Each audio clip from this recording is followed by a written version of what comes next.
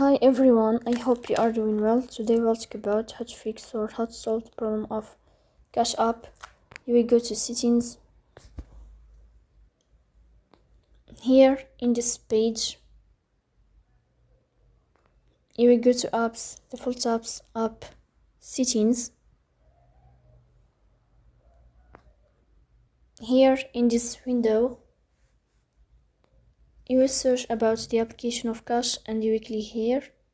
As you see, you will enter. Then you will go to first stop and you will click OK. Here you will enter to the window of storage.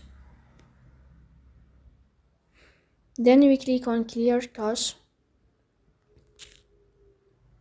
In the end, you will turn off your phone and you will restart your phone again to fix that problem. So please don't forget to support us by like and